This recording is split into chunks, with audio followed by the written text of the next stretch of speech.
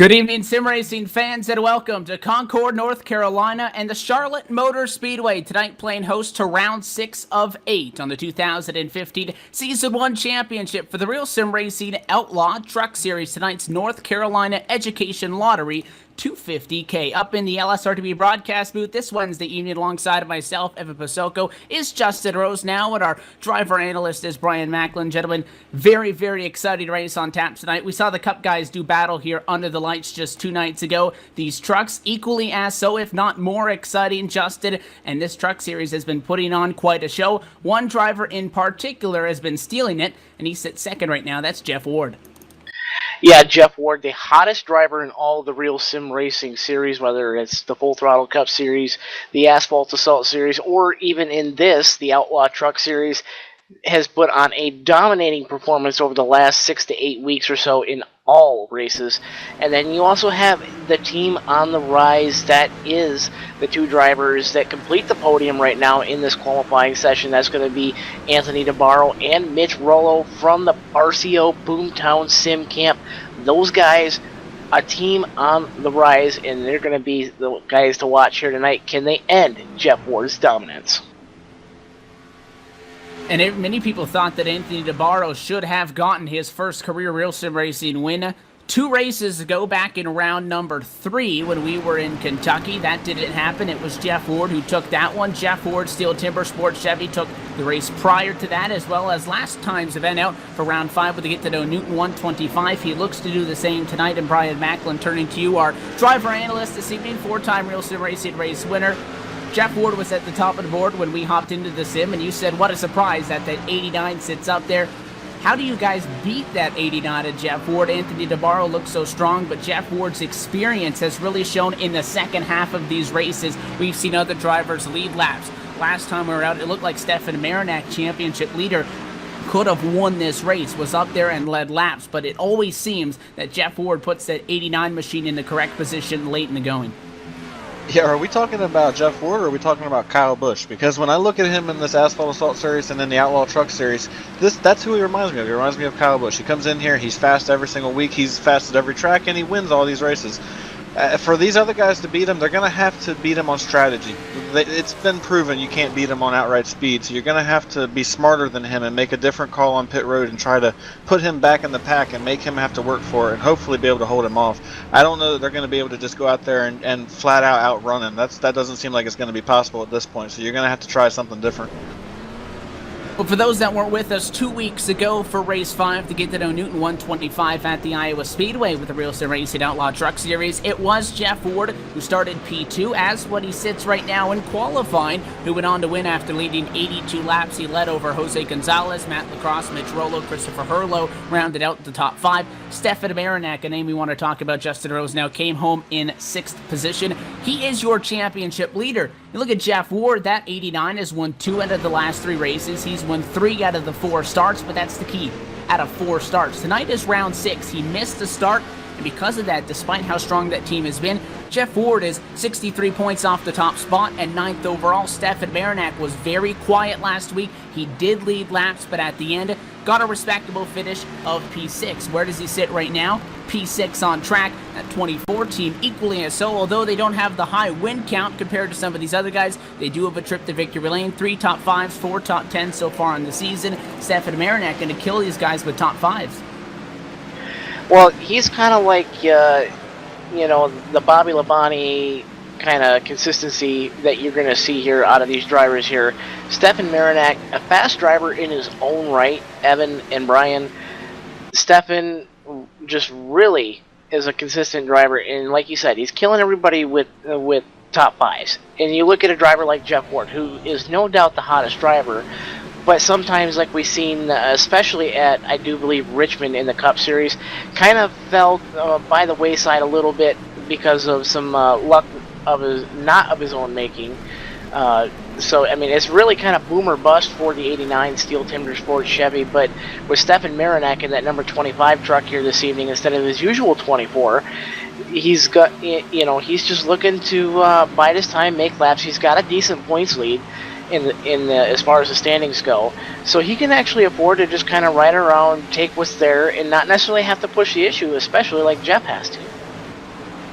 do want to remind everybody to stay in the conversation on Twitter throughout this evening's North Carolina Education Lottery 250K. Use the hashtag LSRTV. Let us know what you're thinking, and we'll get that up on the broadcast to stay in the conversation. Brian, we now look, it's Anthony DeBarro on top of the pile. Mitch Rollo jumps to second. That puts Jeff Ward down to third in the 89 machine. But again, all those times are so very close. And I love this open qualifying, the 15-minute open qual, because we get to see these standings shuffle as we talk, and it's exciting. You don't get the lap, if we're talking about those 2-lap close qualifiers. I love this open qualifying myself. DeBarro right now on the top. He'll have to hold on as these couple guys looks like they're going to get one more lap in maybe to try to challenge that. It'd be pretty hard to beat a 29.567 on the top of the pile. But you said that this race is going to be equally as, if not more exciting than our Full Throttle Cup Series event. For those on iRacing, you don't race on iRacing if you've never done a truck race at Charlotte. It is such a fun track car combination. It's up and hosted all the time,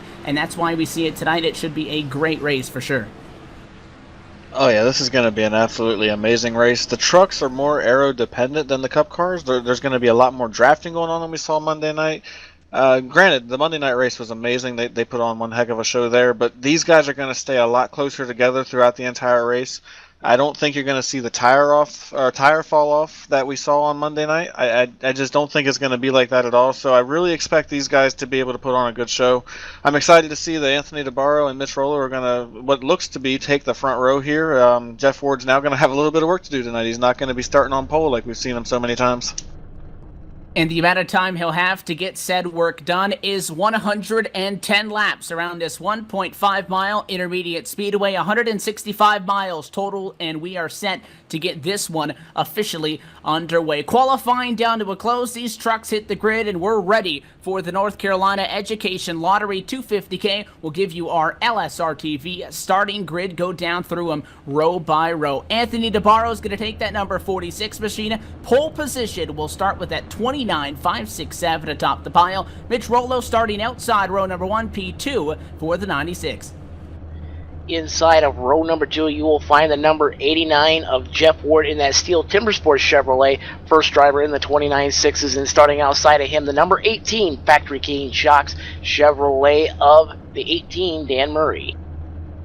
Starting in row number 3, driving the Snap-on Tools, number 14, Toyota Tundra is Scott Simley, and starting on the outside of row number 3 in the Mach 1 Chevy is Stefan Marinak, driving the number 25 machine. Brian Clark's 5-star Shine Chevrolet Silverado, the number 55, rolls inside row 4, P7. Alongside him, Paul Williams II, the Coke Zero Chevy in 8th. Rounding out your top 10 in row number 5 on the inside, the number 21 Quick Car Racing Products Chevrolet of Matt Lacrosse, and starting outside of him, the scheme that we used to see in the Camping World Truck Series, the Gold Pumps, number 53 Toyota, that is Nicholas Cohan. Starting in the 11th position, driving the 07 Nut Exactly Snack Bites Toyota Tundra is William Hartman. On the outside is Jose Gonzalez, driving the number 26 Meatball Machine. Jared Como, who slid on his lid all the way down the back straightaway in practice, pushing the limits on that 41 Chevy. His race chaser online, Silverado, is going to roll in the unlucky or lucky number 13th starting position. We'll see as the night goes on. 14th alongside him, that's the 66 of Brian Harvey. Inside row number 8, you will find the 43, the Petty Colors, flying on that Chevrolet of Doug Roth, and outside of him, the number 71 of David Camara. Starting in the 17th position is Jimmy North, driving the number 84 Chevrolet Silverado. On the outside of him is Bobby Wetzel, driving the number 17. Christopher Hurlow's RCO Boomtown Sim Toyota Tundra in 19th, and outside on row number 10, P20, is Kelvin Kaustek, 60 Caterpillar Chevy. Inside row number 11, the 21st starting spot with a time of 29.906 seconds, you will find the 75, the Oakley Chevrolet of David Killow, and on the outside of him is going to be the number 23 DuPont Chevrolet. That's going to be John Klickner. And rounding out the field tonight is the number 61 of David L. Moore, and he's starting 23rd. And starting shotgun of the field, hoping to get a better finish than he qualified at, is David W. Gibson. He's driving the number 3 truck tonight. Dwayne Vincent, slated to start P25, is not going to take the grid, so 24 trucks Gonna do battle under the lights in NASCAR's backyard on this Wednesday evening, and we're glad to have you with us on LSRTV. To get this one kicked off, the iRacing.com Ford First Mustang pace car gonna take the sharp left-hand turn down to the safety of pit road. Anthony DeBarro's Boomtown Sims Chevrolet in control of the field. Hesitates about 1-2 seconds. He's on the loud pedal. Green flag flies at a North Carolina Education Lottery. 250K is green at the Charlotte Motor Speedway. 46 and 96, no problem. They'll take P1 and 2. Jeff Ward in third, Dan Murray in fourth, and already everybody inside the top 7 single file. First battle, Justin, sees that 88 of Paul Williams is second, trapped up high. Yeah, Paul Williams stuck on the outside. The 53, the Gold's Punch Toyota of Nicholas Cohan, working on the inside of the 88 of Paul Williams in that Jim Beam Coca-Cola Chevrolet. He's going to get around Paul Williams. He's going to put himself inside the top 10, and that was a good start for that number 53 team. They really need a start like that.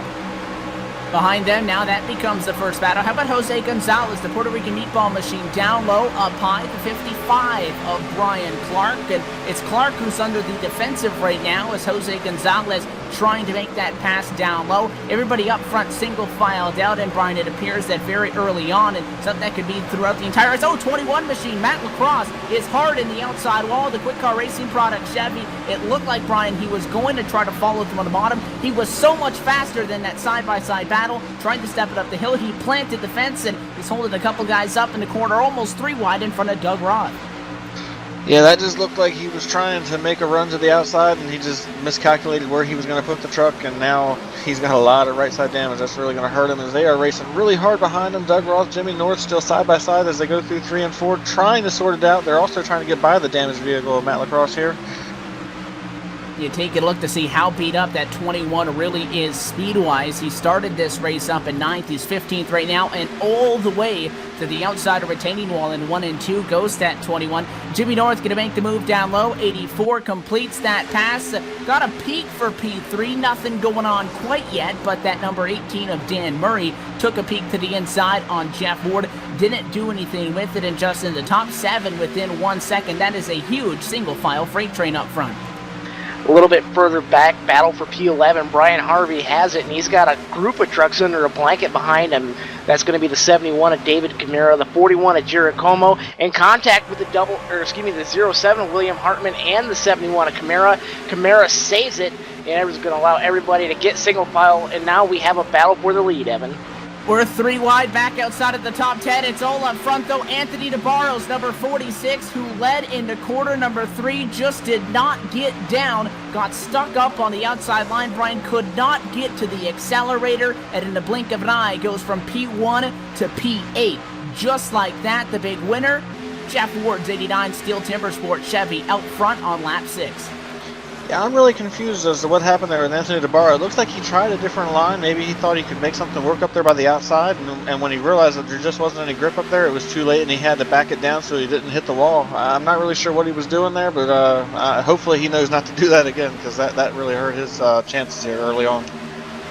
Well, it was good news for the 89 when that happened, because he had made a move for second right before our race leader had that issue. So that's how he was able to really get 2 of them with 1 crack of the bat, we'll say, get to the top spot. Dan Murray was trying to get around Jeff when he was in third. That 18 now slides up to second position. But Jeff Ward's machine is also dangerous, as always, Justin, when he gets out the clean air. Very similar situation to what we saw in Iowa. Did not qualify on pole position. Only took him about 5 laps to get to the top spot. Tonight, 6. And once that machine gets out in clean air, it is lethal. So far, Jeff Ward trying to pull away, but that whole checkup has kind of separated what was a huge stack up for the top few cars. I think it was about 7 or so within a second. They're still there, but it looks like the next battle may be between Mitch Rollo, the 14 great run so far for Scott Simley's Snap-on Toyota, doing a spectacular job in P5, and he's putting a little bit of pressure on him. Yeah, Mitch Rollo did put the power move there just a couple laps ago around Scott Simley. The front 7, 8, 9 or so trucks actually make that 10 now with the addition of Jose Gonzalez as well. He's going underneath the 46 and Anthony DeBarro as well. The 55 of Brian Clark as well is up there. DeBarro's truck may have motor issues or something because he is falling like a brick through the field.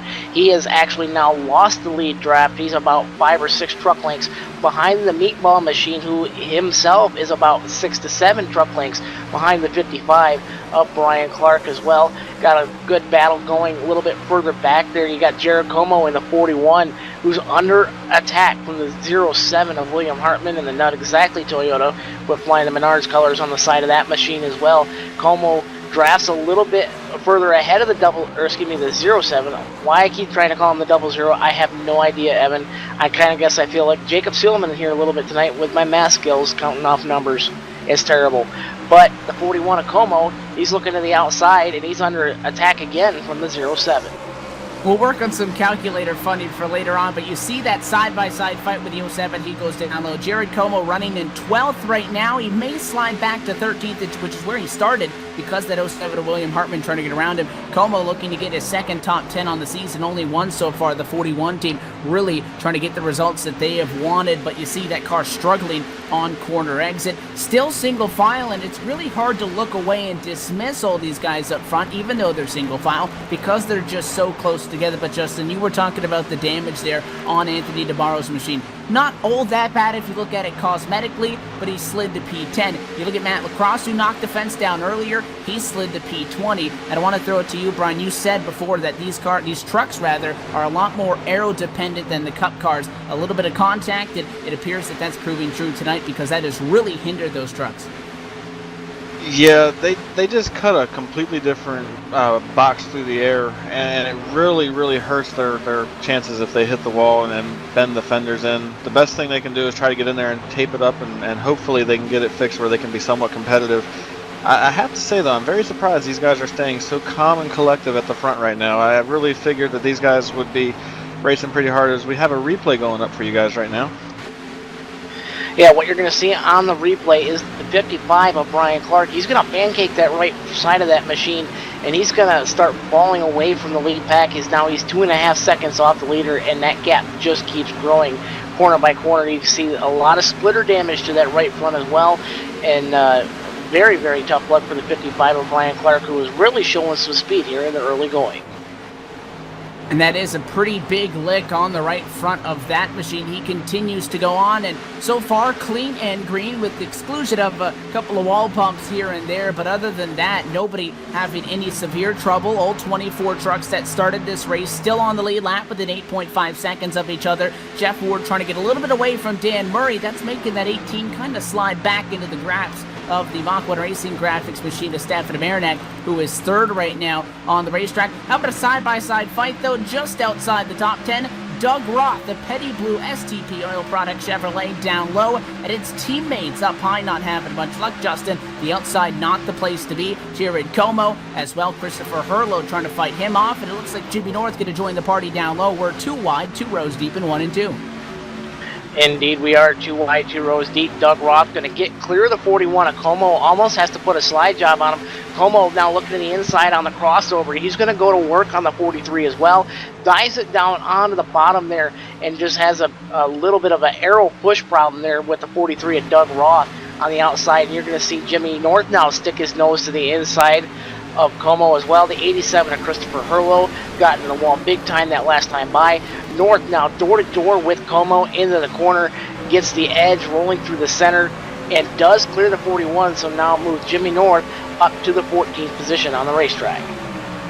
And both those RCO Boomtown entries going backwards. Jared Como slides to 14th after Jimmy North makes the pass on him. Herlo did get in the fence at a corner number 4, and that opened up the door for the 17 of Bobby Wetzel to go to the bottom. That machine trying to pick up his second spot on the night, up 1 so far after starting 18th to 17th right now. He's got company with him because Kevin Kalstek just behind him in the number 60 Caterpillar Chevy. You see the 17 get tight down low, and he'll jump in line in front of the 60. That's going to be contact down the back straightaway. Don't think Kalstek's going to appreciate that one, but it's one way for Wetzel to get that spot in line. Brian, we've seen guys get tight up high. They've gotten tight down low. How much of that is this setup, and how much of that is that arrow push from being behind somebody? I think it's a little bit of both, but I think it must be more of the setup because I tested it a little bit in the official servers the other day, and that is something I noticed is that this setup does get tight pretty quickly.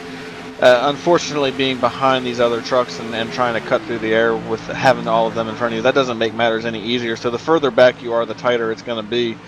I'm just really surprised we haven't seen a whole lot of side-by-side racing at the front. It's been all in the back so far.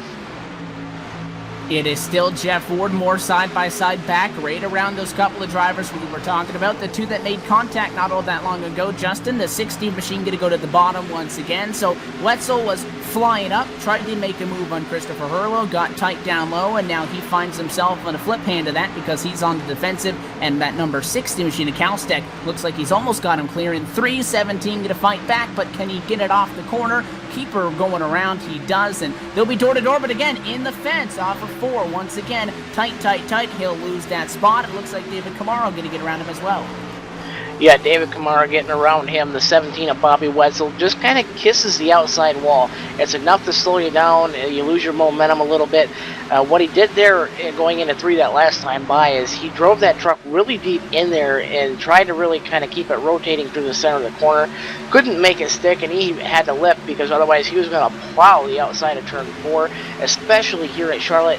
Turn 4, a tricky place on this racetrack. In fact, it's very notorious for being almost a half a lane wide as far as the racing group goes.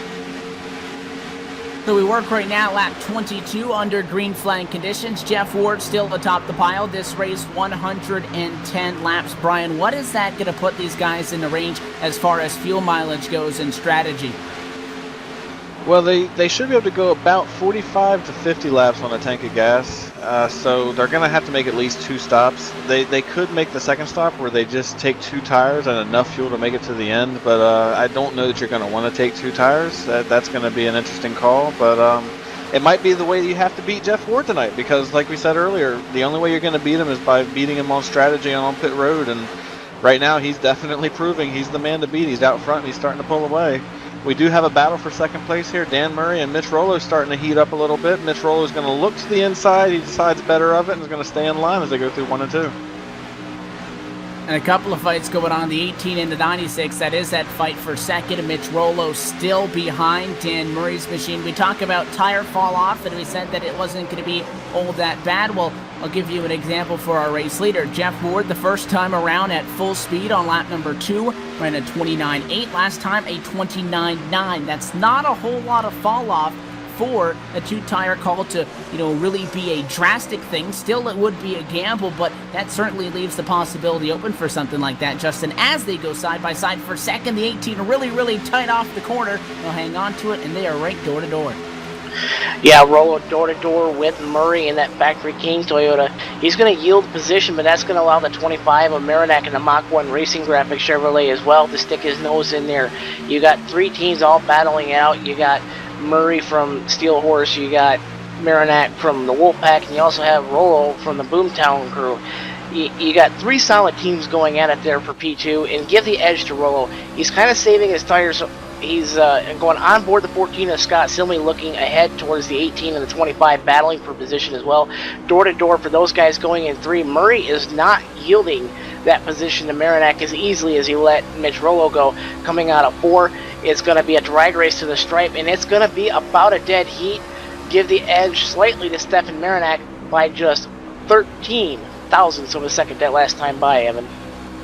Well, that 96 taking such a wide arc into the quarter, he almost put himself in defense. I was going to say now that 14 of Scott Silmany is going to do what Matt Lacrosse maybe attempted to a little bit earlier, Brian, and that is try to pick and choose the fastest line, go with them. He elects the bottom. He is correct on that assumption. Both him and that 25 machine going to get cleared that time by. That puts that 18 of Dan Murray back, but here he comes once again. The Steel Horse entry forces his way down to the inside through those 2 dog legs on the front straightaway. Will get back side by side. Can't hold her down out on the bottom. And that 24 degrees of banking to play in favor of Scott Simley. He'll win that race down the back straightaway as well. How about a move by Nicholas Cohan? That machine sneaks through on the outside, and Dan Murray tries to get a spot back, and he costs himself one.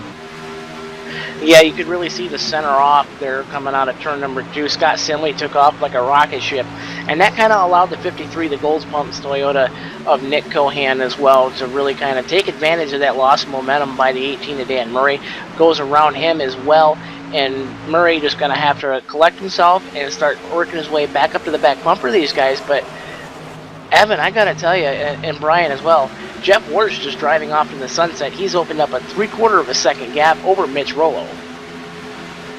Well, we had seen Brian Rollo fighting a little bit there with Stefan Amernak, because again, it was Jeff Ward. So when you go side by side, not the quickest array around, but even with that in mind, that 89 was still pulling away slowly on this long green flag run. So although he was aggressive to get to the front, looks like he didn't roast those tires, because he's still looking very strong. And he puts the first car 1 lap down. David Killo's number 75 Oakley Chevrolet, rather, that truck going to be the first one to fall off of the lead lap. Will have 23, and he'll be the only car 1 lap down, so he would be a lucky dog if we were to see a yellow. Second through third now going to work their way to the bottom on him. Yeah, Mitch has done a good job keeping the tires on it so far, but unfortunately Jeff Ward has just been untouchable here. Although we did see him, he gained about a tenth on Jeff here this last time by. Jeff ran a 30.118 to Mitch's 30.029, so that might have been because he was passing the lap truck there. I'm really just, I'm hoping that somebody's able to get up there and challenge him so that we can maybe call somebody else to victory lane tonight.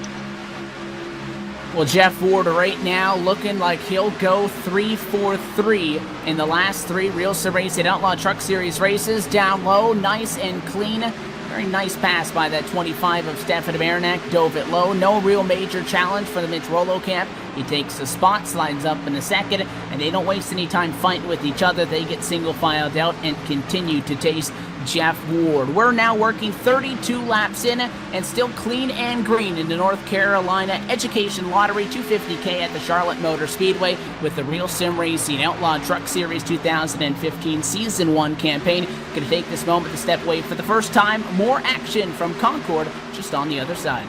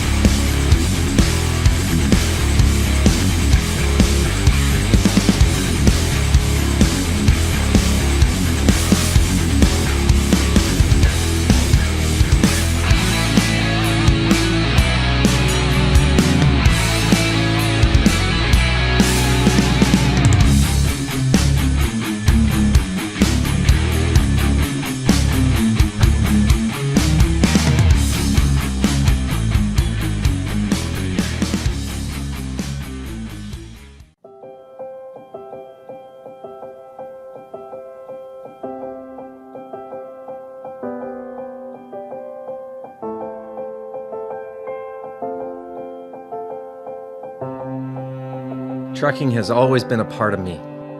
It started years ago when my dad and granddad were hauling vegetables to market in Liverpool.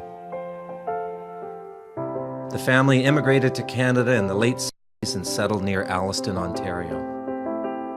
I bought my first truck in 1982 and Mercer Trucking was born. Today, Mercer Trucking has over 50 trucks in terminals in Toronto and Los Angeles. Our storage facilities at both terminals can handle any size of distribution needs throughout North America.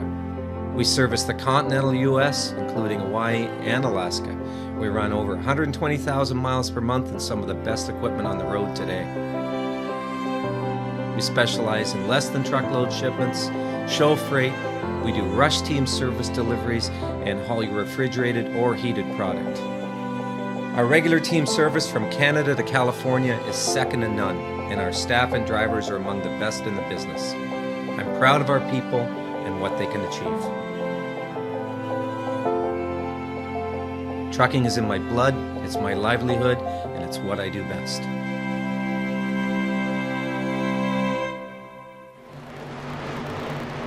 Back live at the Charlotte Motor Speedway, caution flag falling just moments ago after big trouble on the front straightaway for the number 75 of David Killow. His Oakley Chevy Silverado was exiting off quarter number 4 in a side-by-side fight, caught the fence, spun down through the infield grass, and hit head-on into an opening that leads to the infield road course. That car head-on into the fence. He'll take a tow to the pit lane, severely torn up, and now we slowed them down for the first time tonight to get action back underway. Almost 40 laps through this event without a caution, and now we'll see these drivers hit the pit lane for the first time. Justin Rose now, Jeff Ward will lead them down. He'll be in the third pit stall to the end. Yes, he will. In 25 of Marinac and 14 of Scott Simley as well. Get a little bit antsy getting on that pit road, get into each other a little bit, going to affect themselves, maybe have a second or two of optional damage to fix here on the pit lane as Ward, first one into his box, right side's going up as well. Marinac and Simley's crew as well, getting a little bit of a jump on the Ward crew. This may be a slow stop for the number 89 as well. DeBarro and everybody else, left side's up on that machine. It's going to be a drag race off of pit lane. Scott Simley's going to beat all of Marinac and the 89 of Jeff Ward, as well as the 96 of Rollo off of pit road. Jimmy North missed his pit box on pit road as we are working underneath the caution flag for the first time. The Service Master Clean caution flag period.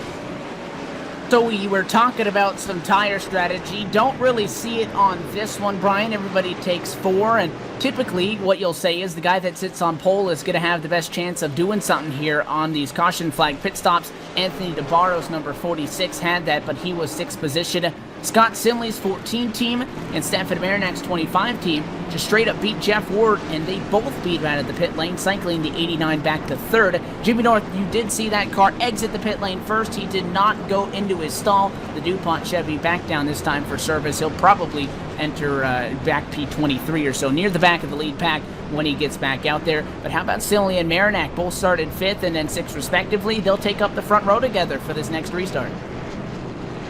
Yeah, I'm not surprised that we didn't see any two-tire strategies just yet. There's still a lot of laps left, and I think it might have been too soon for these guys. We do have some new front runners, like you said, with Scott Simley and Stephen Marinac, so that's some new people for Jeff Ward to have to try to pass, but as we've seen all night, I don't think that's going to be much of a task for him. However, these guys could put on quite a little bit of a battle and hold him up and make things interesting. We'll have to wait and see what happens here. This is going to be exciting. It's going to be the second time tonight that Jeff Ward had to work his way through traffic, and barring some kind of craziness like we saw with Anthony DeBarro, I don't think it's going to be as easy as it was the first time around. So this racetrack is not called the Lady in Black, although we are under a pitch black Concord evening tonight under the lights in Charlotte. Brian, you were doing a little bit of math there, and we have a number on what we'll call the Charlotte stripe tonight, because the combination of this fixed setup and as well how aerodynamically sensitive these trucks are, quite a few people have met the fence. Yeah, if my math is correct, which I don't want to brag on that because it's not all that great, I have counted 12 of the trucks out of the 24 truck field that have been in the fence tonight so far, so that is literally half the field that has found their way into the outside retaining wall at some point during this race. It'd be interesting to see if we can go the entire field hitting the wall. I don't think we'll see that, but hey, you never know. I'm sure that number may go up as this race in action only heats up throughout the evening. The lights go off on top of the pace car. Justin Simley, Marinac in front of Ward. Do you think it's really that important that Jeff Ward gets the clean air very quickly like he did on that first stint, or that 89 machine maybe be content with riding around a little bit in third? Jeff Ward is one of your drivers that you really don't want to sit around and he's not the kind to sit around and wait, really. He's going to want to go full on, just like Thomas George did on Monday night in the Full Throttle Cup Series. He's going to want to charge to the front as fast as possible. That's Jeff Ward's style. Lights off on that Ford First iRacing.com pace car. Going to seek to the safety of pit road here in just a moment. Ford, go further. And as the pace car comes out of turns number 3 and 4, Scott Simley really needs a strong run like this. Can he stay up front? Time will only tell, Evan, as we're getting ready to put that American ethanol green flag back in the air. The iRacing.com Ford First Mustang pace car down to the weight field in the hands of the 14. For the first time tonight, the Snap-on Toyota leads us to the green flag and a big checkup down low as Jeff Ward and company try to anticipate that restart. That cycled that bottom lane back about a truck length in comparison to everybody else. And once again, Jeff Ward starts third. He did it on the start of the initial green flag and as well on our first restart tonight. And is he going to stay in third, trying to get a nose to the inside on Stefan Marinak as he's side-by-side with the 96-inch Rolo? Won't be able to do it, and that will become a side-by-side fight for P3. The side-by-side fight for P3 is going to give the edge to Jeff Ward. Mitch Rolo now ducks in line in front of teammate Anthony Navarro. Top 7 trucks in on the track or so, about single file. First position battle on the racetrack was actually for that 7th spot. With the 88 of Paul Williams working to the outside with Danton Murray now taking over P7. Jose Gonzalez sticks his nose up on the outside, going to try to do it the hard way over Paul Williams in the 88. The 66 of Brian Harvey is well involved in that battle. The 07 of William Hartman as well. 43 Doug Roth. They're all under the blanket. 5 trucks now battling for that 8th position on the racetrack. Everybody still out there on the racetrack is on the lead lap. David Killos, number 75, is the only machine off after that machine made heavy contact with the inside wall. They are still getting repairs. In trouble for William Hartman. Huge contact. The Menards machine, more contact. Looks like the RCO Boomtown entries in it. Heavy damage on Jared Como as well. Caution flags down the back straightaway. Underneath the Service Master Clean caution flag for the second time on the night. The 07 of William Hartman as well gets hard in the outside fence out of turn number 2 on the back straightaway. He's going to collect the 43 of Doug Roth, who gets turned into the wall. The 41 of Jared Como plows in as well. And then on the bottom with the 07 of Hartman spinning down the racetrack, the 87 of Christopher Hurlow going to get into the 07 as well. And that's going to make a 4-truck melee, putting us again under the caution flag for the second time tonight. Replay going up on your screen here tonight, and you're going to see what happened with the 07 of Williams there. He's going to get into the outside fence there out of turn number 2, going to drift down the racetrack and collect the outside quarter panel of the 43. The 41 of Como piles into that as well, and as you see the 07 spinning down the racetrack, you're going to see the 87 of Christopher Hurlow pile in there. Tough luck for the RCO Boomtown camp.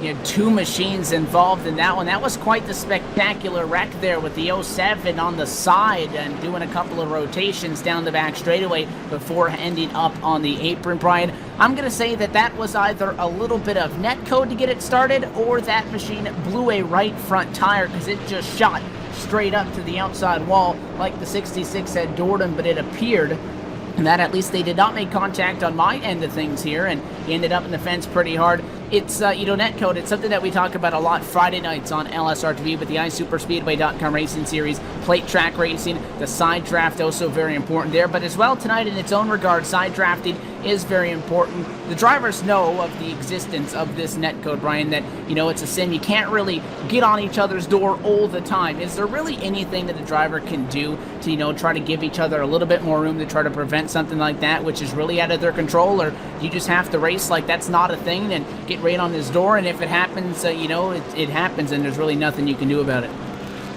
Well, I certainly think that you race differently from the beginning of the race to the end of the race. At the beginning of the race, you're obviously going to give a lot more room to avoid any netcode issues and to avoid actual contact. You don't want to have an issue at the beginning of the race that could be because of netcode or because of you just racing too hard. As you get to the end of the race, you kind of have to throw caution to the wind and just go for it. If netcode happens, and so be it. You can't really afford to give the car to your inside or outside too much room, because that's going to hurt your entry or exit to the corner, and then you're not going to be able to make the pass that you're trying to make. So as the race progresses, you see drivers stop stressing about that as much as they do at the beginning of the race, and as a driver, that's almost what you have to do. You don't really have much of a choice there. I'll ask you about something, a mentality question, I guess. You look at Anthony DeParo right now, Brian. He's 5th, started on pole position, caught the fence. We commented that machine really didn't have a lot of damage, but even after he recovered it, he continued to slide back on track, and he had the opportunity, if he had any sort of repairs needed, to come down pit road and get that fixed last time. Obviously, there was nothing extensive on that Boomtown Sim Chevy because he got back out still with inside of the top 5 right now. We see people with damage coming down under this caution technician to get it fixed. So if Anthony DeBarro's 46 is not damaged, could catching a wall just kind of been a psyche thing that would have slowed him down there for a little bit at the end of that first green flag stint? Yes, I think that probably could have something to do with it. It just messes with your mind. It makes you be a little bit more cautious when you're trying to come off the corner, that you don't get too close to it and hit the wall again. Or in his case, he hit the wall on the entry to the corner, so you kind of change the way you're going to drive into the corner a little bit. As time progresses and as he gets relaxed from that, he's not going to think about that too much more, and especially when we get down to the closing laps, he's going to be more focused on trying to pass as many trucks as possible and trying to get as close to the front and put himself in a position to win. So that will go away at some point. Right now, I definitely think it's probably in the back of his head, and he's trying not to make that happen again. As the lights are off on our pace car here tonight, we're about to go back green. Race 6 is continuing to be decided tonight, and so far, none of the RCO Boomtown entries have gotten a win so far in this RSR Outlaw Truck Series campaign. Mitch Rollo, Anthony DeBarro, P4 and 5. Justin, we talk about how hot Jeff Ward is as we get set for a restart. At RCO Boomtown Sim Machines as well, they have been equally as strong, but they have not gotten the results, unlike the 89 team. It's just more luck, less been a case of bad luck, really. The 46 and 96 have been in the wrong place at the wrong time on more than a few occasions as well. That's relegated them outside of where they had hoped to finish, and that's really allowed Jeff Ward to really shine as the star that he really is in the Real Sim Racing Series. Pace car dives to the safety of pit road. The American Ethanol green flag is back in the air as Scott Simley stands on the loud pedal. And Marinac as well. He's going to fall right into the line there coming through the quad oval there. Jeff Ward as well going to fall in line at P3. Mitch Rollo gets down from the outside lane right behind him. First 6 trucks on the racetrack right now, single file. Nick Cohan and Jose Gonzalez, your first battle on the racetrack, and caution on the speedway for the 3rd time. And it's trouble for the 55 of Brian Clark. That machine got damaged earlier on in this race after running top 5. He will go around into quarter number 1 after it looks like an abrupt checkup by the 61 of David Morin in front of him. Hard on the brakes was the 55, got sideways, came down. Weren't we just talking about bad luck for the RCO Boomtown Sim Machines? Well, that 41 of Jared Como, who was just in an incident down the back straightaway, the truck that just so happened to be right in front of that spinning 55 machine, he's involved in the incident, as well as Doug Ross, number 43, STP Penny Blue machine. 2-truck incident at a quarter number 2, going to slow us down once again. The point I was going to make on that restart until they piled them in there, still getting up to speed, guys. Last time we saw the inside not get the best start. They kind of got shuffled up trying to anticipate what Scott Simley was going to do. They kind of lost a lot of speed. This time, the 80 to Paul Williams Jr., that Coca-Cola Zero Jim Bean Chevy may have been a little bit caught off guard on the outside lane. It was the outside that got checked up. Jeff Ward fakes the pit road, thinks better of it. Do we have any takers? Looks like the first car to come down the pit lane is that 88 machine. Actually, it's going to be the 46 of Anthony DeBarro, first one on the pit lane, and several trucks behind him will be the 88. DeBarro going to run a split strategy different from his teammate Mitch Rollo from the front of the field. He's going to come down and try to take 4 tires and a full tank of fuel there and really put him in the pit window to make it on just one more stop. Everybody else staying out is either going to have to save fuel or come back and make 2 pit stops there, and that may lend the advantage to DeBarro. Well, Brian, you said nobody's going to beat Jeff Ward on sheer speed. He got up front early. He hasn't really had, the amount of green flag laps that he got the first time around to get the job done. He still sits P3, but DeBarro, we know he has a fast truck, and he's the first major player in this race to take a strategy call like that. Yeah, you got to do something, and I applaud them for taking this chance and going for it. I mean, we don't know what's going to happen. That's why you have a crew chief that gets paid to do that, or to make those calls. And obviously his crew chief told him, let's get on pit road, let's put ourselves in a position where maybe we can outsmart these guys and win it on fuel mileage. And I like the call. I think it's a good idea, and it's going to produce some drama as we get down to the end of this race. It's going to make Jeff Ward have to work for it just a little bit more, but not only him, we've got a lot of fast guys up front that could take advantage of this too. Scott Simley is up there, Stefan Marinac. There's plenty of guys up there that could still win this race. Lights on top of the pace car going to remain on, so at least 2 more times around before we do get another American Ethanol restart here at the Charlotte Motor Speedway. Simley leads over Marinac. Didn't really talk much about it, but alluded to it in our LSRTV pre-race show. That Stefan Marinac's number 25 Mach-1 Racing Graphic Chevrolet is your championship leader through 5 of 8 rounds on this 2015 Season 1 championship with the Real Sim Racing Outlaw Truck Series. He leads by 24 points over Matt Lacrosse, 28 over Jose Gonzalez. 4th place is Scott Simley, 34 back, and 42 back. And 5th is Nicholas Cohan. One big thing that steps out at me there is Marinac, the only driver inside of the top 5 with a win. Lacrosse, Gonzalez, Simley, and Cohan, Justin, do not have wins yet. They have decent results. They have a couple of top 5s, a couple of top 10s in their own respects. But Marinac, who he says in his own words is going to try to top 5 them to death, and he's been doing that very successfully, that win can also give teams momentum. Do you feel like for a guy like a Matt Lacrosse, Gonzalez, Simley, or Cohan, guys that we know are strong, do they need a win to win this championship? They certainly do, and they need every little bit of help that they can because Jeff Ward has been tearing it up, but Stefan Marinac has been right there as the lights go off on the pace car as well. It'll be 1 to green. Next time we're going to fire them off on the American Ethanol restart there. American Ethanol, if it's good enough for NASCAR, it's good enough for your tank, powered by corn. American Ethanol. And with the drivers behind them like the 53 of Cohan, the 26 of Gonzalez as well, these guys all very fast, but they do need a win, and they definitely need to get around the 89 and the 25 if they have any prayer whatsoever of making it to the championship title fight here in the next 2 races.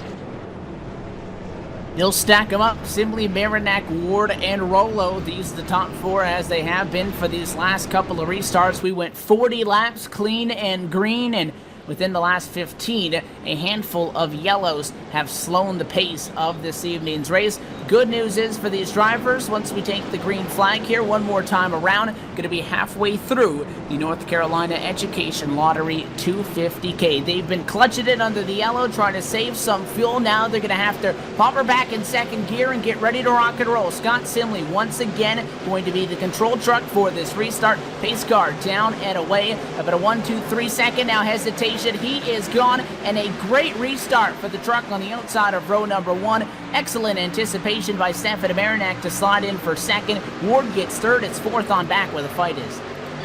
Yeah, door to door for the 5th spot. Now Gonzalez is going to take that from Mitch Rollo. Rollo did not get a good restart at all. Give the edge to Gonzalez out of the corner, but it still has a quarter panel left to go before clearing Rollo, and does so. That's going to allow the 53 of Cohan to kind of make a little bit of a crossover. Try to show his nose to the inside as Jeff Ward trying to go up high now. Battle on for P2 as well. Ward now looking to the inside through the quad oval. Drafts up to the back tailgate of the 25 of Marinac going into turn number 1. Not going to get an edge there as he stays right in line with the 25 of Marinac, who's now knocking on the door for your leader, Scott Simley, in the 14. And he is all over the back of that snap-on Toyota Tundra, and maybe he's got to because he's got somebody all over his rear end. Jeff Ward right there as well. Big run off of corner 4. Does he look to the inside? Yes, he does. He'll get the spot side by side. And Brian, we talk about it, you've mentioned you're surprised at the lack of side-by-side up at the front of the field. Well, we're seeing some right now for P2, but a lot of it has been back in the back. We see how strong this draft is, leaving people single file. Are some of these guys just trying to not show all their cards early on, or is it just that difficult to make that move up front? Well, I think it's a little bit of both. I definitely think that when you have Jeff Ward out front pulling these guys around here, it's almost like a Talladega effect. When you have a really strong car out front, it's kind of hard to make some moves. We saw that with the Hendrick cars back at Talladega a few weeks ago. And I kind of think that might be what we're seeing here. Is we got a nice little side-by-side battle for 3rd now. Stefan Marinac in the 25, Dan Murray in the 18. They're going side-by-side down the back straightaway. I think maybe they were saving their stuff, and now they kind of realize they got to go for it. So, but Jeff Ward's gotten ahead of them. They're going to try to scramble to see who can get close to him and try to pull off his draft. Dan Murray, another name that is big within RSR competition, still without a win on this Real Sim Racing Outlaw Truck Series campaign, without one so far, and it looks like that 25 going to be able to hang on for the time being. We've seen the bottom be the place to be, Justin, but that 18 really seems dedicated to the top, trying to make it work.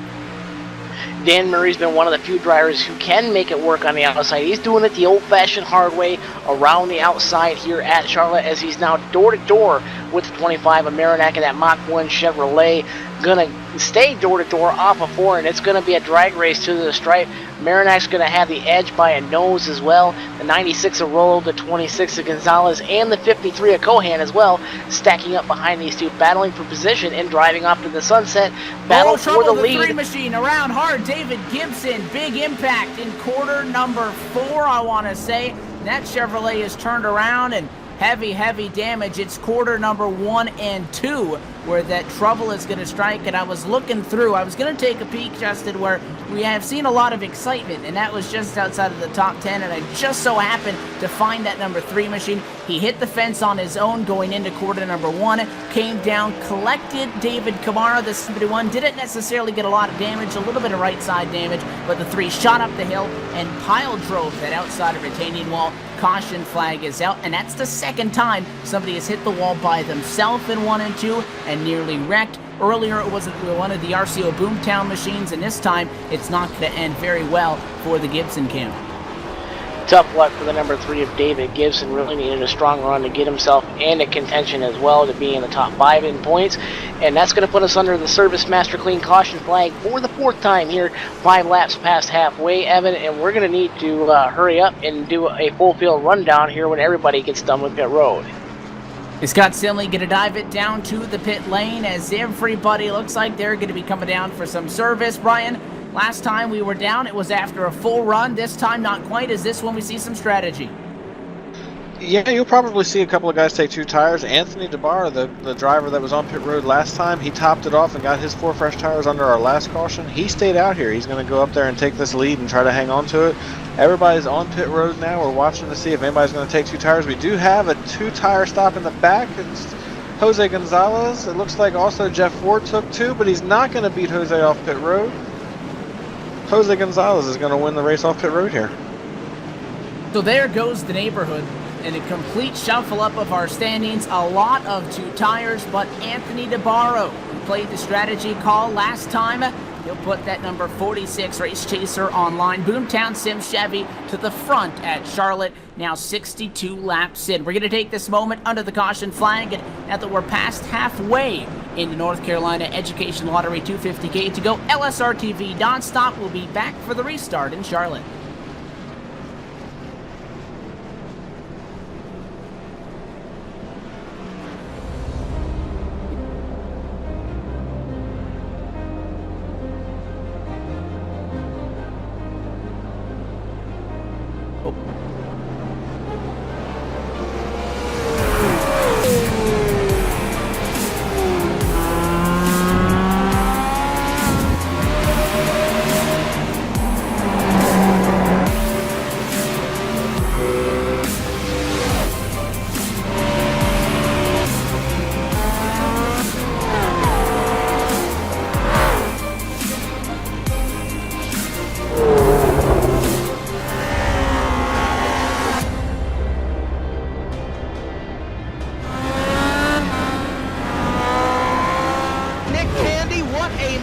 Truex in the outside, contact made, 56 slides it at a 4, who's going to be at the stripe? Dead even, give it to Ryan Truex. Truex is your winner over Tandy.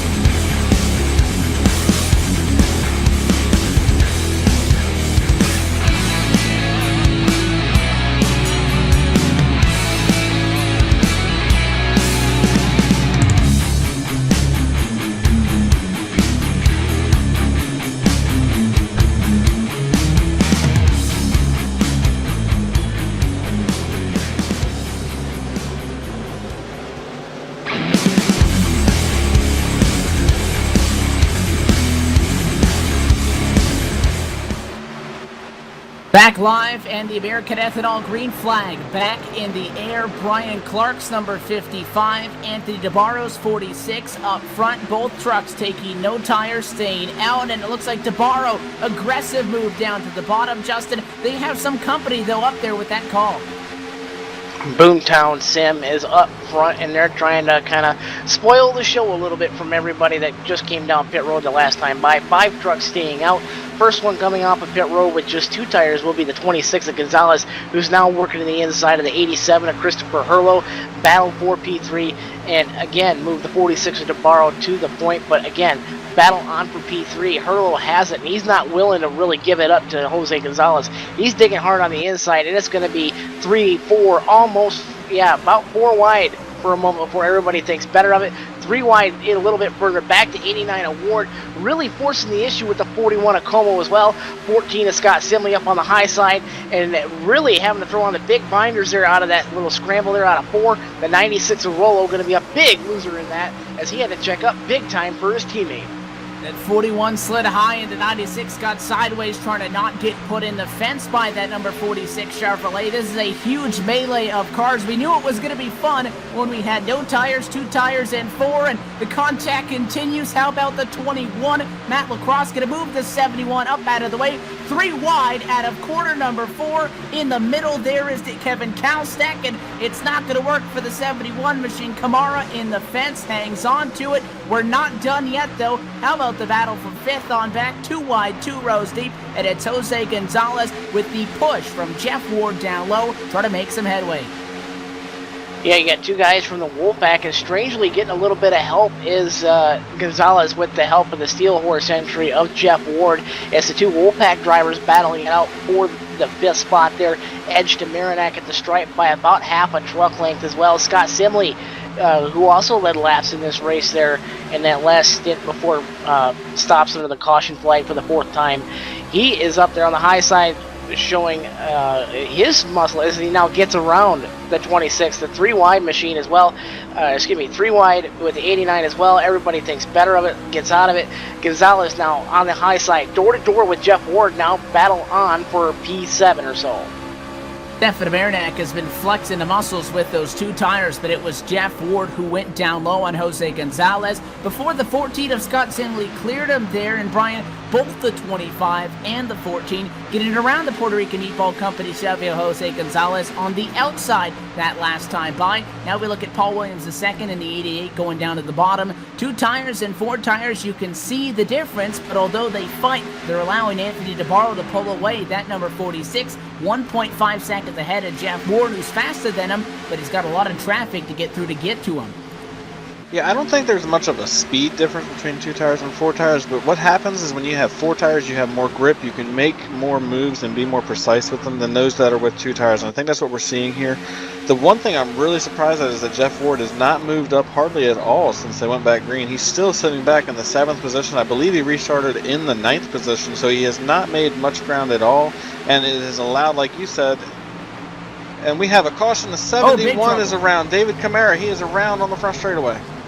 Camara's turned around, trying to find a way through that. The driver that came over the radio immediately and said, "Come on," was that 60 of Kevin Kalstek, and Camara's not all that happy, so would it be the first time, Justin, that 2 drivers in an incident see each other as the ones to blame? Contact started in quarter 4 with the 17 down low. Looks like Bobby Wetzel slid up a little bit on him. The 60 machine got sideways, and he clipped that 71. So you can imagine that it's Kamara who's not that happy that he got tagged, and Kalstek's not all that happy that he got used up after being in the fence on the outside of a 3-wide fight. As you look at the replay from now, getting hit into the fence in corner 4, that was not a fun stint for the 60 team. It definitely was not, and that puts us under the caution flag for the time, the 5th Service Master Clean caution flag. 60 years of experience cleaning homes and businesses. Service Master Clean, your expert in all things cleaning. Service Master Clean. And again, Anthony DeBarro, still your leader here under the caution flag now for the 5th time. Everybody getting stacked up here at the front of the pack. 55 of Brian Clark is going to be running second with the 87 of Christopher Michael Hurlow. as well, running in third. That's going to round out your top three there. And Evan, they're going to see a couple guys dive to pit road. Going to be one guy so far in the front of the pack. That's going to be the 55 of Brian Clark. The strategy continues to be played. DeBarro started it off about 2 cautions ago now. Goes to the top spot, 2 cycles ago rather. 46 is up front, and you liked that call, Brian. It's worked out so far. However, Marinac is up to 4th. Jeff Ward is up to 6th, so that little bit of a bubble's not looking all that good after that first stint, but now we have a couple of other drivers going for it. We talked about how fun these cars are to watch. Maybe it's a little bit more stressful for the drivers than we're having a time up here in the tower in those 2-3 wide actions, especially on that latest restart. But it really seems that the way these cautions have flown after what it looked like was going to be a race that would have been pretty unison. 40 laps in, everybody pitted. The way that these yellows have fallen have opened up the door for a lot of the pit strategy, and to no surprise, a lot of drivers are taking advantage of that. Yeah, and like I said, that's the only way you're going to have a shot to outsmart Jeff Ford here, and so far it's done a good job. And the thing I noticed, like I was saying right before that caution came out, is he did not make a lot of ground once we went back green. He just really seemed to struggle to make moves. He was in a lot of 2 and 3 wide battles, and I think a part of that was probably him just playing it safe and not putting himself in a bad position. But he is running out of laps here. This is only 110 laps. This isn't 150 like we ran on Monday night. He doesn't have as much time, and unless he gets as aggressive as we saw Thomas George get on Monday, he's not going to make those positions up as quickly. Do want to remind everybody, great event coming up next Saturday, May the 30th at 1:30 p.m. Eastern Time on LSRTV. Double Clutch presents the first annual Herb Emery Memorial Race, benefiting Toys for Tots, and this event in support of the second annual Herb Emery Memorial Ride, taking place in northern Atlanta. It is an open invitation race that is benefiting Marine Toys for Tots. We encourage anybody that can race to come out and join us next Saturday evening. Just make a $10 donation to Toys for Tots. Send that confirmation of your donation to benefitrace@gmail.com along with your requested number. Get out on track for 300 miles, 200 laps at the Atlanta Motor Speedway. Double Clutch so generously providing us a purse for the top 3 finishers, as well as t-shirts and so much more. A great event. For more information on that, follow us on Facebook at facebook.com/LiveSimRacingTV or online at livesimracing.com. A very good event. We hope that if you're not able to race, to at least show up Saturday again at 1:30 p.m. This is next Saturday, May the 30th, and at least show up and support the event for a great cause. Justin, me and you have had the ability to, be a part of a lot of good events throughout the service that Double Clutch has been able to, be a part of. We've done a lot of stuff with breast cancer awareness, and great to have Double Clutch joining us again. It certainly is indeed. Double Clutch as well, a sponsor of my sim racing activities as well. Double Clutch, well known throughout the sim racing community for providing an excellent platform to help great causes such as breast cancer as well.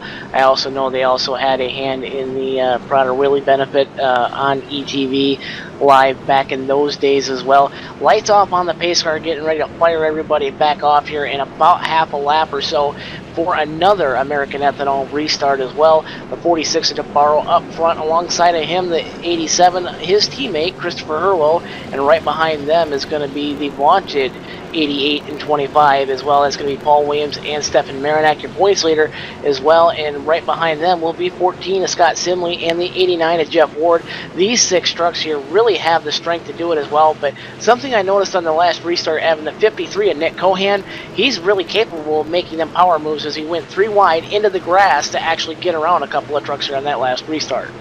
Well, Cohan's going to be P8, and if this is anything like the last one, buckle up. Restart coming up to take lap number 77. Green flag flies, and a little bit of a shove there from that 88 machine. How about the encouragement from Paul Williams II on the back bumper of race leader Anthony DeBarro to get going?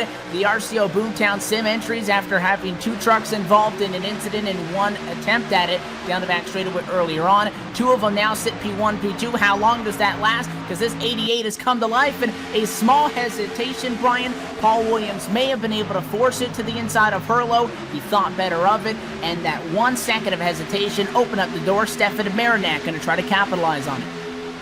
Yeah, he tried to capitalize it, but as they come off turn 4 there, Paul Williams was able to clear him. Now they're going off of turn 1, and he's looking like he's... Oh, the 14 is going sideways. He saved it. He's coming back across the track, and now Mitch Rollo's going around. Go. Mitch Rollo around the 14, big trouble, hard impact for the 43 as well in this incident. Dan Murray, John Klickner, caution flag is out. David Gibson also involved. Almost a save like we saw on Monday night with Chad Coleman, but not going to be the case. They got checked up a little bit. I said that Paul Williams II was hesitant down the back in the 3. He was most definitely not hesitant down into quarter number 1. That time Justin got all the way to the back bumper of the 87, checked it up, and then an accordion. The 14, rather the 25 gets into the 14, into the back of him, and eventually all of that goes back to the 14 getting sideways. A great job by Sinley to save it. However, there was just not enough room. The 96 and Mitch Rollo couldn't get out of his way because Nicholas Cohan, that driver that you said made it 3 wide last time, did the same thing. Went to the high side, made a couple of passes there, but that contact leads to a big incident in corner 2. It does, and Tough Luck strikes the 96, the Boomtown Chevrolet, flying a little bit of Jegs colors on the front end of that machine here tonight as well. Got heavy damage there. The back end stepped out on that 96. They're going to need heavy repairs to that machine as well.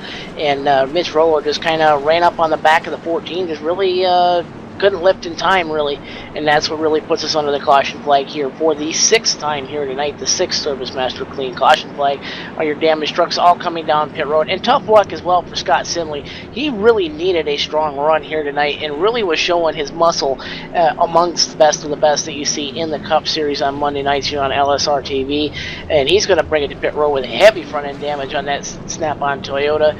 And again, that's going to reset things up at the front of the field, but that really just benefits the 89 of Jeff Ward, who now finds himself P5 as opposed to P7, P8. Well, I'll tell you, John Klickner, the second truck tonight to get up on its side, and I'm not sure if he thought he was driving a monster truck or if he was indeed behind the wheel of the 23 DuPont Toyota, but that thing got up on the left side. You went on board with him, turns the wheel to the left, brings it back down, saves it, and drives it to the pit lane. We're under the caution flag, though, within 30 laps to go in this evening's event with the Real Racing Outlaw Truck Series. The North Carolina Education Lottery 250K starting to run out of time, and we'll take this moment under the caution flag period to step away one more time. Continue to go LSRTV nonstop. A lot more from NASCAR's backyard, including the race of the checkered flag still to come.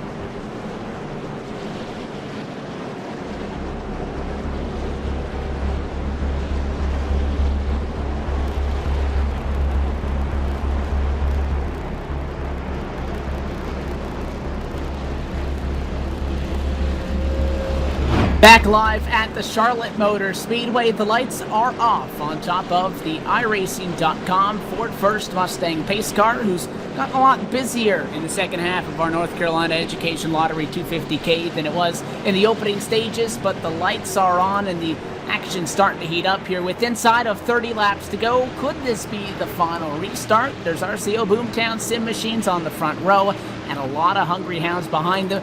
Paul Williams trying to steal this one. Marinac, Ward, Cohan, and company are going to be the challengers. Restart coming up, 28 laps to go as the pace car dives down and away. DeBarro in control, still yet to take tires compared to some of the drivers behind him after he short pitted it a little bit earlier. He takes us back to the American Ethanol green flag. Hurlo takes second, no trouble for third. Once again, it's fourth on back to fight. Jeff Ward looks like he'll win it over Stefan Marinac, and he's bringing that Nicholas Cohan machine with him that you were just talking about, Justin. That machine flying here late. It is flying here late, but how about the recovery of the number 21 Quick Car Chevrolet of Matt Lacrosse? He's trying to hold on to about the 6th or 7th spot there over the 66 of Brian Harvey. The 88 of Paul Williams second gets around the 87 of Hurlo. That's going to bring the 89 with as well. Almost 3 wide here as Cohan thought about shoving it right down the middle in between the 87 and looks again to make it 3 wide, but not going to make it happen there in the center of the corner. Give the edge to Marinac, who's going to try to use the 87 as a pick. He's been a little bit slower there.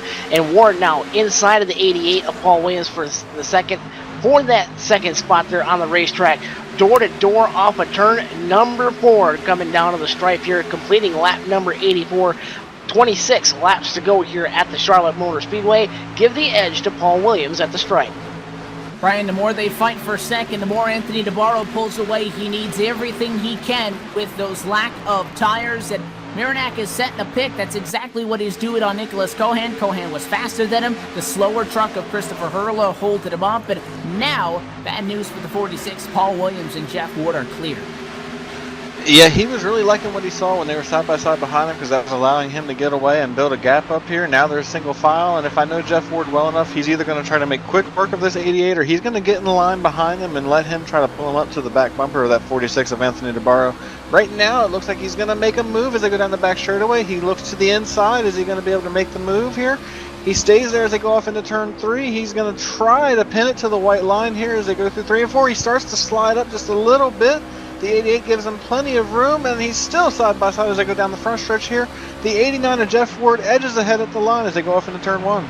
That was really, really close out of 4, but the number 89, rather, of Jeff Ward now breaks through to second. It looked like that Paul Williams may have had that Coca-Cola Zero Chevy in a spot to almost steal this one from the drivers that have been strong all night long, but he now falls to Jeff Ward, and it was definitely not an easy task to get around that 89.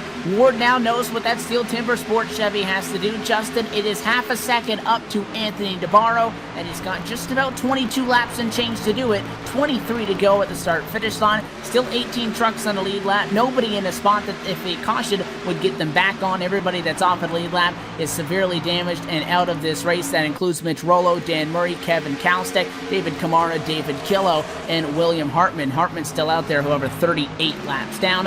Can Jeff Ward do it in that 89 machine? He's fast. Ward is fast, and the drag race is on. 22 laps to go here at the Charlotte Motor Speedway.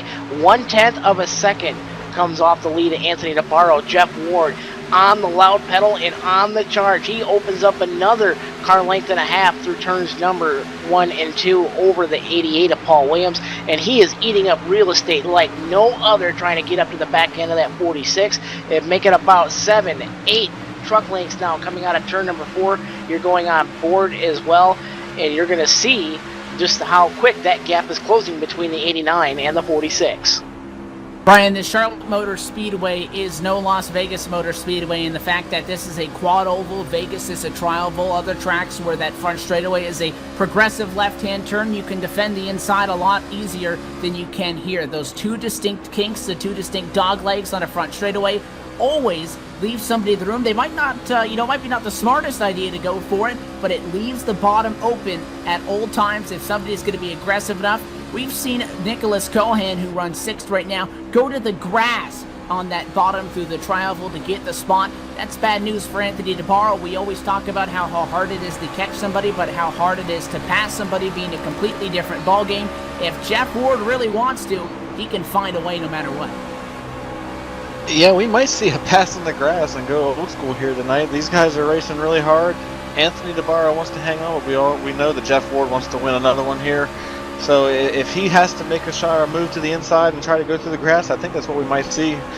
He is closing in on him very quickly. He's been about a tenth of a second quicker every single lap since he got clear to second place, and it's only going to be a matter of time before he's there. He's going to have enough laps to where he can actually take his time and try to set up a clean pass, but if he runs out of time, that's when you're going to see him get aggressive and go for it. It was asked again 2 races ago, actually 3, because Jeff Ward has won the last 2. If Anthony DeBarro would win in the Real Sim Racing Outlaw Truck Series for his first RSR win, Ward stole it from him. Ward dominated again last time out in the Get to Know Newton 125 in Newton, Iowa, and tonight a very similar storyline to when we were at the Kentucky Motor Speedway just prior to the Kentucky Derby, and it was Jeff Ward with that Kentucky Derby paint scheme on that 89 who picked up his first in what has been consecutive wins. He looks to go 3 for 3 in the last 3 tonight, Justin. Anthony DeBarro wants this win so bad. He's been in this spot multiple times this season, has yet to capitalize. I said at the top of the broadcast, Jeff Ward can capitalize on these guys late, which is where everybody else has struggled. DeBarro, a rookie, maybe a little bit inexperienced compared to the 89, but has driven the wheels off and has ran a spectacular race. He just needs 16 more laps, but he's only got 1.5 truck length of buffer. He has about a truck length left to go before Jeff Ward's going to start beating down that tailgate. And he is there, folks. He's got about a quarter of a truck length in between him and your leader, Anthony DeBarro. DeBarro trying to make that truck as wide as he can. Elbows up for the driver, the number the 46 of DeBarro. The 88 of Paul Williams gets it in the wall there out of turn number 2, yielding the position to Stefan Marinak in P3. But the battle is on hot and heavy for the lead. 15 to go here at Charlotte. DeBarro still your leader, but he's got a heavy dose of Jeff Ward behind him, trying to make that battle for the lead. With that contact with the outside wall, the 88's going to lose third. Caution flag on the racetrack. This changes absolutely everything. Smoke down in quarters number 1 and 2. Going to once again bring out the caution flag.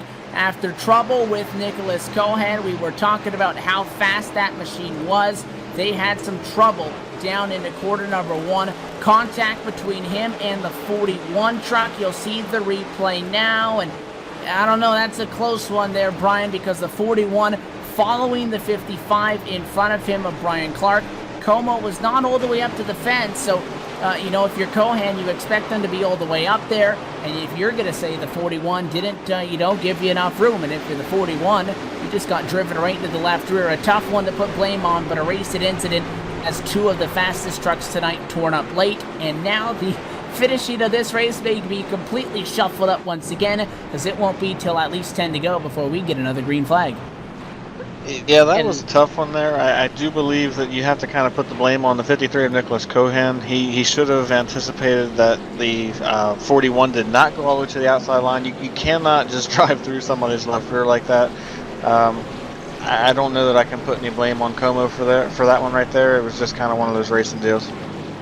It almost looked like Como may have been diving to the bottom to make a move on that number 55 at the same time that Cohan came flying up and tried to make a move on him, Justin, which is something we see a lot, and maybe not every race, but to a certain fact that it doesn't always lead to a caution and, really shake up what could be the end of this race, but you'll see it time and time again. You'll have these guys, and a good example would be when we were running single file but bumper to bumper with the top 9 cars within a second of each other earlier.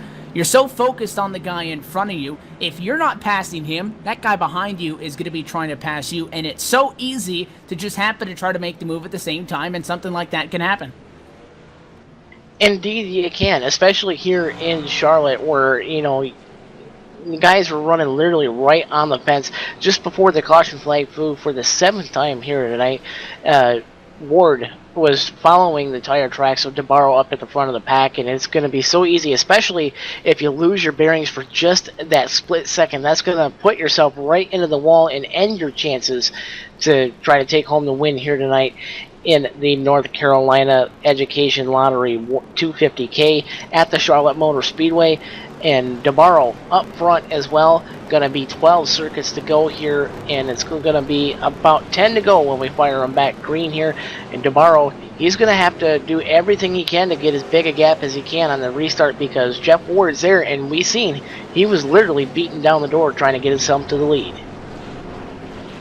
And this is going to set up something very interesting, Brian. I was going to ask you, Jeff Ward got to him, didn't make the pass yet, but he was driving hard, and once you get somebody on your rear deck lid, I'm sure that Anthony DeBarro started picking up the pace and giving it everything that Race Chaser Online, Speed 77, Radio Boomtown Sim Chevy had. Now, Jeff Ward's going to be on the outside of the front row. So far tonight, the inside, on some tracks more than others, third is better than second.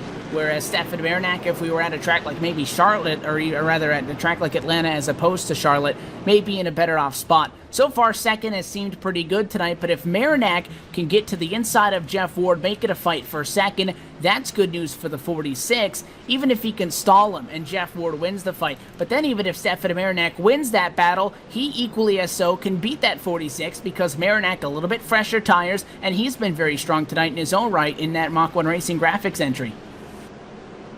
Yeah, what we saw before the caution came out was a classic veteran versus rookie moment. You had Jeff Ward, who had caught Anthony DeBarro and had a pretty big lead over third place and had plenty of laps left to make his move. So he was going to sit there and ride behind Anthony and try to make him make a mistake. Make his chop a lot easier, because then he can just fly by and steal the race. Now, like you said, he started on the outside row. If he can get clear to the bottom, he's going to be right there. He doesn't have as many laps left, and he's going to have challengers behind him, so he's going to have to make his move right away, which is going to make things very interesting here. The lights are off of the Ford Mustang pace car here, so we're going to go back green this time by, and we're about to find out just what Jeff Ward can do. This is the first time he's been in this pressure situation towards the end of one of these races, so he's really going to have to get up on the wheel. We head into quarter number 3. Under the bus you go, gentlemen. We'll start with you, Justin, and Brian, very quickly. Who wins this race, guys? I'm going to say the 89, just because he has the experience. He plays the cat and mouse games really well. Give the edge to the 89 award. I'm going to go with the rookie, Anthony DeBarro. He stole this one on strategy, and he's going to take it home. We're about to find out. 10 more circuits to go. It is 10 to go at the Charlotte Motor Speedway. Pace car down and away. Absolutely no hesitation on behalf of the number 46. Anthony DeBarro is gone for the top spot. Almost 3 wide for second. Can the 25 get a nose to the inside? He does. Side by side for second. Stefan Marinac and Jeff Ward. Marinac working into the inside of Jeff Ward out of corner number 2. Ward's going to get the run on the high side. It's going to be a drag race into turn number 3. Door to door for P2 is the 25 of Marinac and the 89 of Jeff Ward, and that's what Anthony DeBarro wants to see. We need to get inside of 4 laps to go before the caution flag will end the race. It's going to be 9 laps to go here at Charlotte. Big trouble down the front straightaway. David Morin's number 61, Stand Up the Cancer Chevrolet, is torn up. Heavy black smoke pouring from the back of that after trouble in front of him with the 66 of Brian Harvey. That phonetic entry ended up into the outside retaining wall after contact with the number 55 machine into quarter number 3. That, gentlemen, is a bump and run that ends up putting somebody in the fence. That's what I thought we would have seen for the lead so far. The 55 gave the number 66, I used this term on Monday night, he ushered him into the outside wall. He came down, the 01 was collected. Tough break for the 14 of Scott Simley. That truck was strong all night long. All those trucks torn up, about 3-4 total, and we slow them down back again. It goes from bad to worse for the number 14 of Scott Simley. Was leading the race at one point, gets involved in that wreck with the 96 of Mitch Rollo, and now he's going to end up on the hook going back to the pit lane as well. Tough luck for the 14 of Scott Simley. He's going to be working 8 laps to go, 7 to go next time by. Going to be about 4 laps to go or so. Next flag will end the race, so it's going to be either the white flag or the caution flag going to end this race as well. So, Evan, it really is a shootout, but you got to think that DeBarro's going to have to change his restart tactic with Jeff Ward now starting right behind him on the inside lane. Absolutely, Brian. Was that bad for DeBarro, this caution? Because we had seen when Scott Simley led for quite a handful of our American Ethanol restarts, he would wait maybe 2-3 seconds. The control car has from where the pace car hits pit road to the end of the restart box when the sim actually throws the green flag to go. He waited about 2-3 seconds. DeBarro caught him off guard. He went right away. He had the fight for second going on. Was this caution good or bad news for that 46? Well, I was originally going to say that I thought it was bad news because it put Jeff Ward down on the inside, but I was just listening in on their radio, and they are saying that Anthony DeBarro may be short on fuel, and they have been asking him to clutch it and try to save some fuel under this caution. They are very, very tight on fuel, and they may not be able to make it to the finish, so this might work in his favor as far as not having to run these laps under green at full speed. I'm not really sure that he's going to have enough to make it to the end, but now we have some added drama here. What was it that we said our fuel strategy was going to be about? I think it's going to be about 50 laps or so, Brian, if I'm correct. Is that right? Yes, it would be about 50 to 55 laps, possibly, but we have had some extra caution laps here, so that kind of spreads that out. Typically, they say you can run 2 caution laps for every 1 green flag lap, so they're able to spread this out a little bit further, but this is going to be really interesting. Mind you, Anthony DeBarro last time pitted on lap 47. Lap 47. We're talking almost 60 laps right now. And I believe, actually, correction, it is lap 54. So he has gone pretty much the race distance and then some on a full tank of fuel. So he has got to be about on fumes in that 46. The plot thickens here. The light's still on the pace car. Going to be 5 laps to go next time by. Going to be about 4 to go when we go green flag, Evan. Man, the drama sure is getting thick here in Concord. Well, I'll tell you, that pace car is not a solid object, but Anthony DeBarro's trying to use it for a little bit of assistance here, hiding up next to it. Right as we said, 50 laps on a full tank of gas. He crosses 50 laps since he last pitted. If you use the math about, 2 for 1 under caution, he should be good, but it is still extremely close, and that shows you that, Ryan, we credited DeBarro with the good call on the pit strategy earlier. He had no way of knowing that he was going to get this exact number of caution laps, which may be, right on the mark of what he needed. But sometimes, we talked about how 2 races ago it was not meant to be when he looked very strong tonight. When things fall in your favor like that, it may be your time to get that win. Well, I like the call. We talked about it throughout most of the race that you had to find a different way to beat Jeff Ward. You weren't just going to go up there and beat him on raw speed. So take a chance. I mean, they've never won here in the RSR Outlaw Truck Series, and they're not really in the points battle from what I can tell. So you just go for it. Take a shot and take your chance and try to win the race. I like this call. This is what racing's all about, and he could have a very big opportunity here to steal this one, and then the party is going to be on for that RCO Boomtown crowd. The lights are off on top of the pace car. A caution flag would end this race. The 46 would still need to make it to the checkered under power, though, through lap 110. Everybody is paying attention now. Want to take this moment to remind everybody about our PR code for those that are signing up with the new iRacing.com subscription. If you use the code while registering PR-2015 LSRTV, you'll get 3 months plus the late model, a $42 value at retail for just $12. That's $30 off. Again, PR-2015 LSRTV. Tonight, though, we're going to hand out a checkered flag in a North Carolina Education Lottery 250K. DeBarro, Marinac, Ward, the top 3. Who hangs on? Do we get a green flag finish, or is it going to end under yellow? Green flag flies at a quarter. Number 4, Jeff Ward to the inside. It's a fight for P2. And DeBarro gets the restart that he needs. Ward now working to the inside of Marinac for P2 as well. You got Matt Lacrosse right behind him, battling for P4 with the 88 of Paul Williams as well. DeBarro clear by about 5 truck lengths. This is what he needs. He needs to hit his marks now. 3 in a quarter laps to go here at Charlotte. Ward closing the gap now on a 4. And I hear they may be wrecking, Evan. What's going on? We're wrecking, but they don't throw the caution. Everybody hangs on. Could that be a saving grace for Jeff Ward? Closing in now to 3.5 truck lengths at 3 laps to go. They were side by side, him and Marinac for second. for just about corners 1 and 2 before he got clear. Brian, this is going to come right down to it. He might have no choice but to use that nose because he's not going to get to him until that last lap. 2 laps to go, continuing to close in. Yep, 2 laps to go. Anthony DeBarro is trying to hang on here. He's only got to run another couple of miles here, another 3 miles, and he'll have his first win in the RSR series. Jeff Ward closes in big time as they go through 1 and 2. He got a really good drive off into the corner, and he's right there as they come off turn 2 down the back straightaway. He looks low. He's not close enough. He's trying to psych out Anthony DeBarro. Now he swings high as they go through 3 and 4, coming to the white flag. Could Stefan Mernack become the Kyle Busch in this and take an advantage if the 46 and the 89 have trouble? Justin, white flag in the air. It's going to be a green flag finish. 1 lap to go here at Charlotte. DeBarro has it. Jeff Ward is there looking high in 1 and 2. Ward is there. Gonna make the big crossover move. Looking to the inside now out of turn number 2.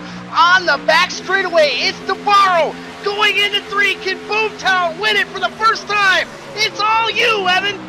He's so close. Jeff Ward, one final time to the white line. He'll slide up high. It's not going to be enough. Finally, checkered flag. The 46 of Anthony DeBarro is a winner in Real Sim Racing. He takes home race 6 in the Real Sim Racing Outlaw Truck Series, the North Carolina Education Lottery, $250K to the RCO Boomtown Sim Chevy of Anthony DeBarro. The rookie holds off the veteran. Jeff Ward gave it everything he had. He faked him low, he drove it in, and a spectacular performance sees Anthony DeBarro finally get that first career win. This is going to be a fun post-race show, gentlemen, as the 46 comes to burn it down. Finally, and although we say it, you make it sound like he's been racing in this series for 3 years and is yet to get a win. It's probably a question of how has it taken this long for DeBarro to finally get the job done. He takes advantage of it, and a pit strategy call midway through the race and driving the wheels off of that Chevy Silverado, Brian, is what got the job done. Anthony DeBarro is finally a Real Sim Racing winner. Yes, he is, and he is burning it down on the front straightaway right here, and what a call to stay or to pit early and then stay out when everybody else pits and take the chance on fuel. What an incredible call by his entire team. It was a very gutsy call. It could have went either way, and it paid off for him in a big way here tonight. RCO's finally getting to celebrate in victory lane. He leads 50 laps of 110 en route to the checkered flag, and he continues to burn it down. Justin, the old promotional saying goes, they'll sell you the whole seat, but you only use the edge of it. I feel like that was a accurate description of us for that last lap. What a finish. Jeff Ward using the veteran tactics, trying to fake the 46 out, coming to the white flag. He drove it in, and DeBarro just did not back down. DeBarro did not back down, and guys, I'm almost in tears here because I know how much this means for the Race Chaser Online Boomtown Sim Camp, and I gotta tell you, that was one of the more exciting finishes you're ever gonna see here in the Real Sim Racing series, whether it's Full Throttle Cup, Outlaw Truck Series, Asphalt Assault, you name it. That right there, ladies and gentlemen, was one hell of a race, and if I do say so myself. And it comes on a 4-lap to go shootout. Anthony DeBarro, the odds were stacked against him. He held him off, and he gets that checkered flag. You take a look at the full field rundown. Stefan Mernack comes home in 3rd. He will improve on his championship lead over Jose Gonzalez and Matt Lacrosse with 2 races to go. At least at this juncture, it appears it is the 25's championship to lose. We're going to step away, though, for one final time on LSRTV tonight and catch our breaths and bring our equipment down to the pit lane. The post-race show coming up on LSRTV. We'll talk to Mernack, we'll talk to Jeff Ford, but most importantly, we'll get words from Anthony DeBarro, who is finally an RSR winner. Stay tuned and keep it locked. The post-race show for the North Carolina Education Lottery, $250K, just moments away. You're watching LSRTV.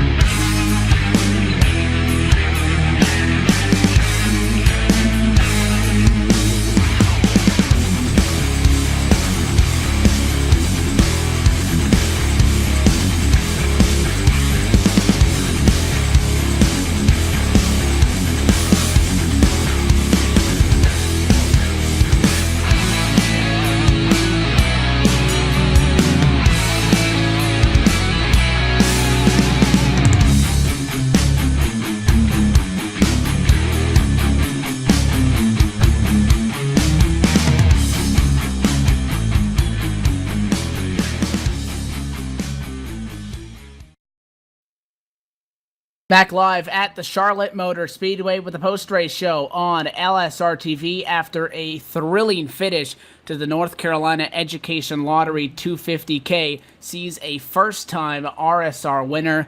It's always good, and it's always a feel-good win to see a driver to get their first win, but especially tonight for DeBarro's camp, and especially RCO Boomtown for their first win in the Outlaw Truck Series this year, for how strong they have been and finally getting the results. We're going to get the post-race show kicked off. Our driver analyst, Brian Macklin, you're down in the pit box of the number 25 of Stefan Marinac. He enters atop the championship. He'll exit in the same position with a podium finish tonight. Yeah, I am here catching up with the third place finisher, Stefan Marinac. Stefan Marinac came in this race as the points leader here in the Outlaw Truck Series. You already had a very impressive points lead, and tonight you see it grow over Matt Lacrosse and Jose Gonzalez. How was your race tonight, battling with Jeff Ward and trying to chase down the rookie Anthony DeBarro there in the closing stages of this race? Yeah, that was a really good race and a good points night. So I'm really happy. All I wanted to do really was get a good finish and stay up there in the points, and I was able to do it. That was really fun trying to run those guys down. I don't think I really had anything for them, but I was hoping they'd get together or something, but it didn't happen. But I'm happy with third place. Were you aware that Anthony DeBarro was low on gas in the closing stages of that race? And if so, how did that affect the way you handled racing with Jeff Ward there as we closed up the end of this race? Actually, I had no idea. I wasn't even sure of the strategy really, but I think me and Jeff both took 2 tires, and I saw earlier in the race he had done a better job of saving his, so he got by me, and I didn't think I really had the speed to get back by him, but I had no idea that Anthony was low on fuel. All right, and with 2 races to go left in the Outlaw Truck Series championship battle, what's it going to take for you to bring home this championship? You've already got a very impressive lead over second place. What are you going to have to do over the next couple of weeks to try to bring it home? Just keep getting solid finishes. I don't remember what the points lead's at right now, but third place definitely helped it. And yeah, all I have to do now is just get a couple of good finishes, and that should do it. All right, Stefan, and we know you got some friends and family watching. Anybody you want to thank? Any sponsors you need to plug here before you go? Yeah, sure. Mach 1 Racing Graphics, the Meatball Company, my teammates at the Wolf Pack, all of you guys at LSRTV, and congrats to Anthony on the win.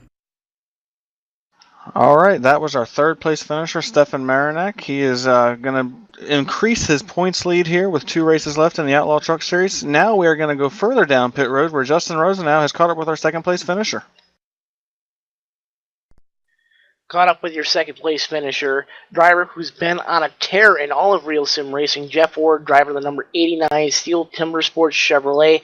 Jeff, you had a nose on him, but you chose to be a little bit smart there and try to conserve your position on the racetrack. Tell us about that. Yeah, that was a good finish there.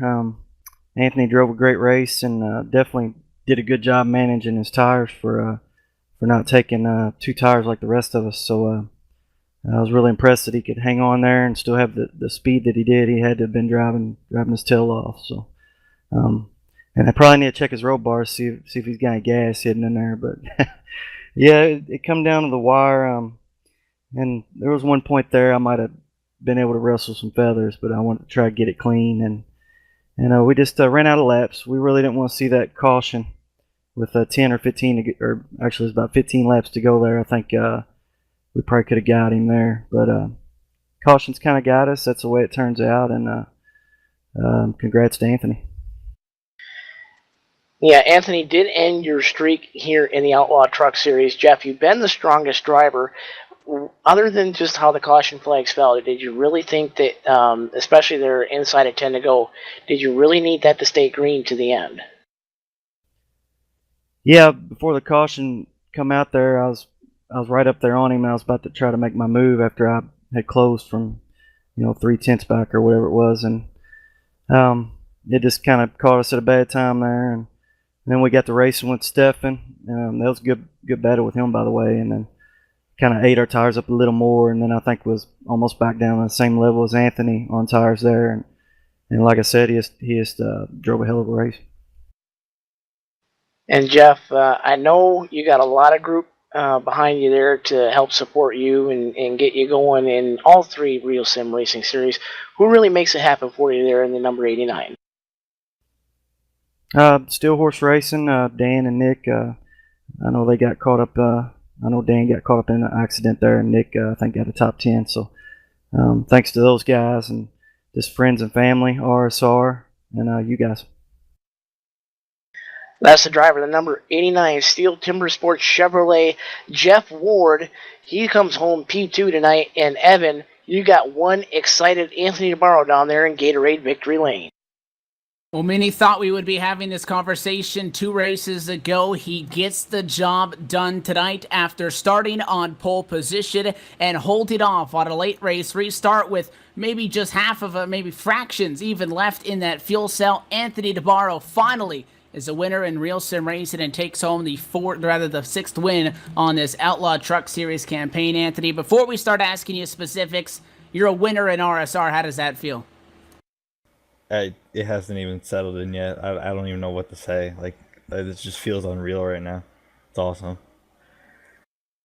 We were talking fuel strategy, tire strategy, something that we mentioned at the top of the race may have become a factor in this one. It looked like it wasn't. We had a 40-lap green flag stint. Everybody came down pit road, and then we got a couple of cautions there in the middle. What made you bring that 46 down, and how in the world did you know you were going to get just enough caution laps to barely have anything left in the tank at the end to get that win?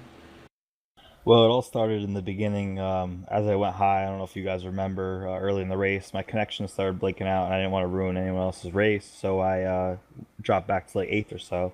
I picked up a couple spots, and then we all pitted, and then I just started thinking about it. I'm like, you know what? It's going to be so hard to pass.